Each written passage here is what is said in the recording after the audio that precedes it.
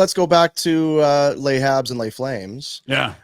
Story of the night for the second game in a row feels like it has to be Dustin Wolf. Yeah. I mean, the Vegas game, it was like, makes the big save at one end, they come back and score, and you're like, there it is. That feels good for the kid. He's only had 6 starts, and already people are saying, he's too short. He's not going to make it. Like, just let the kid have a run here. And then he has the big win against Vegas, backs it up again on Monday. I mean, Vegas, the only goal he allowed is the horrendous turnover from Pahal. Very impressive couple games. He'll go again tonight, rightfully so. This is what we were hoping for. I got to say, I said it on Afterburner because I was working. Of course you did, yeah. On the weekend. Yeah, working. Lover boy. I can see where people say he is too short because there are plays that happen that with a bigger goalie, they would actually hit him. The Savard shot? Yeah. Yeah, not even the goals and stuff. Just all kinds of plays that go around the net that are a little higher up and stuff. They're hitting the bigger goalies and dying. And the point I'm getting at is that it's neither here nor there for good or bad, as long as he plays, if he's playing good and winning. But it's a different style of game, I think. He has to be, right? Yeah, and I think you're going to get the John Sebastian Jaguar blocker. So athletic. You're not that big. You have to be incredibly athletic to be that size and play. So I think the success, once you see enough of it and the success is there, you'll be like, oh, that's just the game. But it is a different viewing. You watch the game, you're like, oh, Jesus, that should be covered or caught or this or that. But we're just used to seeing these monsters, Rhett. Like Vladar and Markstrom are 6'7" and 6'6". They look like NBA guys. Like their elbows standing up or at the crossbar. When they bend over, the lower back is touching the crossbar. Like that isn't Wolf. He looks smaller because he is, but it's the same sport and the same size nets as all the leagues he's been player of the league in when he was competing against these massive goalies that he was better than. So this is the only league he hasn't looked like a mega stud. And, let's hope he does. It would be continuing the pattern of proving people wrong, and 2 good starts now in a row. The other thing is, too, watching him play the position because he's smaller. When he goes side to side, right? It's like you're watching obviously such a different style, because certainly with Markstrom and Vladar, they barely move to go. They can play deeper too, right? When they're in their butterfly, it's just a small push to get from one post to the other. And for Wolf, he's swinging back and forth.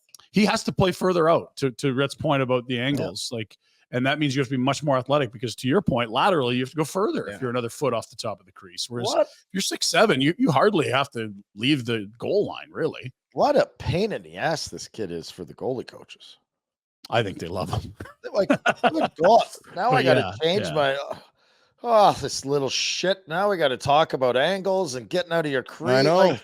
With Vladar, we just be a blocker. Drop a block. Just come on, let them hit you. We'll clear rebounds. Do you remember when they had the World Juniors in Edmonton, and he was the backup behind Spencer Knight, and they won gold against a particular country in the final? Oh yeah. He had a ride home with goaltending coach Jason LaBarbera, who was on the Team Canada staff, and decided to wear his gold medal for the ride. Yeah, sure you would. Yeah, sure. You might have been a pain in the ass that day, but they've loved him ever since. February 15, Wolf was in the net in a 6-3 loss to San Jose, which was a horrendous game. Yeah. And that was all the hue and cry of too small, can't do it, too young, too soon, doesn't matter if he's young, he'll never do it, all of that. Now I don't know how much we learned in the 3-save third period, but in back-to-back starts, he's looked very capable. And I tend to lean towards the last 2 games as opposed to a 6-3 loss to San Jose. Maybe that's just the team was shit in front of him. He was bad that night, but it's called recency bias. It is maybe recency bias. Yeah, the sample's growing too, and that's important. I don't think he played anywhere near his best hockey in those 6 games. I think last year against San Jose, meaningless last game of the year. Like, what are we really weighing in that? But these last 2 games have been teams that should be relatively hungry. I mean, Vegas is playing to get out of wild card 2. That's a big win for him. So my question is, and you guys talked about it on Friday's show after the Vegas win, and now we're talking about it after the Montreal win. Wolf has been impressive. Is anybody talking about Jacob Markstrom? When's Markstrom going to be back? Is he healthy? What's the status? He's day to day. When's he back? Is he coming back? Is there any of that conversation happening? Because Wolf will start tonight against Washington. Rightfully so. And it feels rightfully so. And this is great. Want to see him again. Mm-hmm. Is that how quickly The page turns. That's how No, quickly it's we how flip. smart.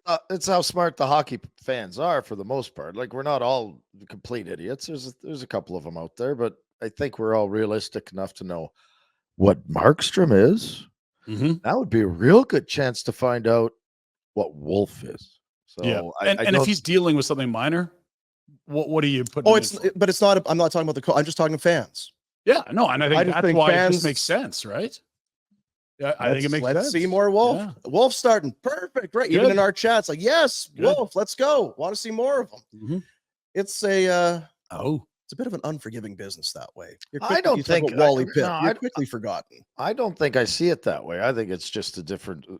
The fans realize what's ahead of us or the team, and that's not a playoff spot. So what the hell difference does it make if Markstrom plays? I don't think